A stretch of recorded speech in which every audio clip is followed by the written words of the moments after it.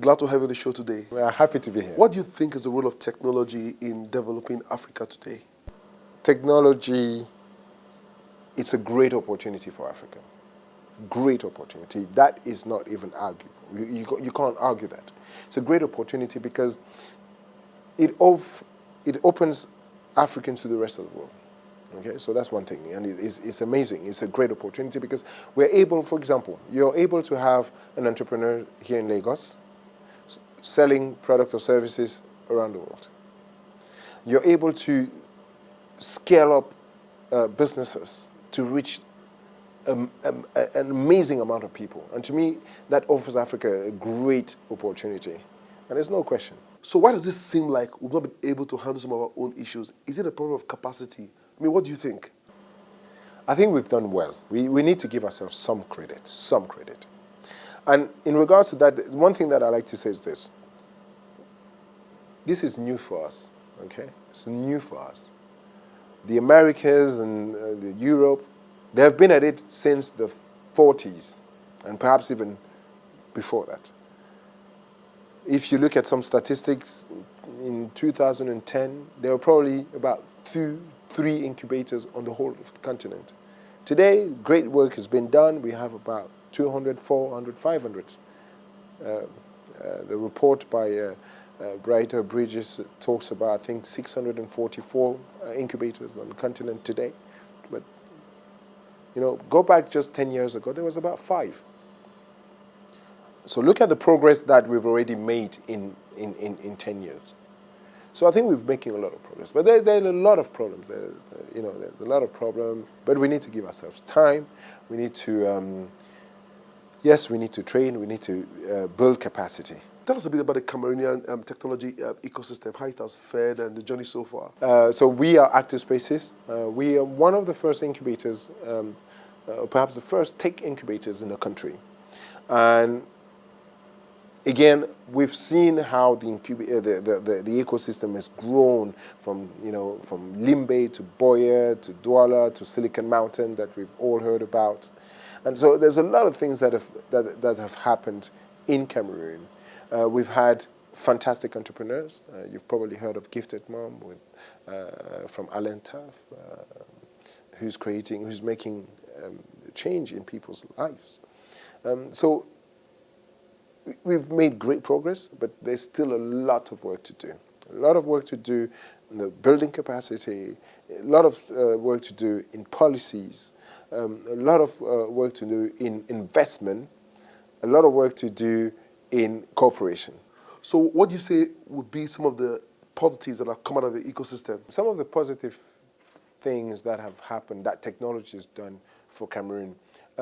So let's talk maybe in terms of even mobile money, okay? Mobile money, internet penetration is huge in Cameroon. Smartphones penetration is huge in Cameroon. We've had services.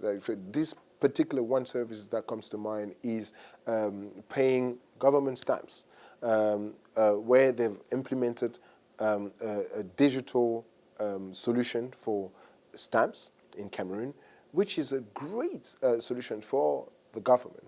Now the government can know exactly when people are paying their stamps here and there, and that it's really interesting for the government. We've had startups like Alentaf, I was telling you, who has developed a platform to give information, prenatal and postnatal care information to mothers. And that is changing lives in the health sector. So, yes. And these companies, I mentioned Gifted Mom, is recruiting recently about 50 young Cameroonians. And so creating jobs as well. So that's some of the positives. We've gone from 2 incubators today to about 23 in the whole country. Not a lot, but it's already something. We've recently launched an organization called Tech, which is another next step to get all of these incubators together, to work together and finding solutions for innovation and entrepreneurship in the country. That is positive. Now the challenges. What are some of the challenges? Why do you think the ecosystem hasn't grown the way it should grow? We attended recently the AFILAB conference, and I really enjoyed our first keynote speaker, Mr. Celestin Monga, who said Africa has 4 deficits. It mentioned deficit of knowledge, deficit of conflict resolution, deficit of leadership, and deficit of self-esteem. I mean, I could stop here and say those are our problem. Those are the reasons why we don't grow. But like I said in the beginning, I think we're growing. We need to give ourselves some credit.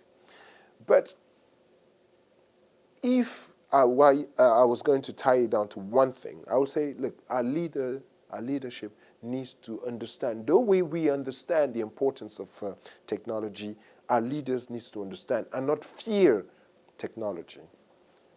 And once we've done that, once they've understood the good and the positive things that this can bring for our economy and for our population, then we'll start putting in place strategies to develop. We need to rethink our educational system.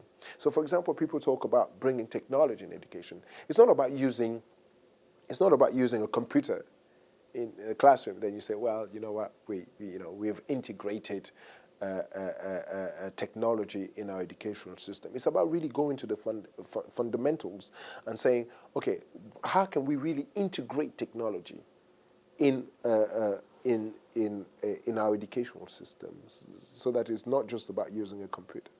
Steve, would bring me to my last question. I mean, you talked about French speaking, and there's also English speaking, there's Portuguese, there's Spanish. How can we use technology and innovation to bring about greater integration across Africa? Look, I think technology is already doing it in so many other ways. Okay, unfortunately, sometimes technology coming from America, almost every African today uses WhatsApp to communicate. We share pictures and images. We share each other's cultures through WhatsApp and Facebook. We learn about other people's culture. We start to understand them. And that's what technology is capable of doing. We need to be able to really dive in. And this is why we need to encourage our young to develop those kind of applications that can apply. And I mean, it's already even technology.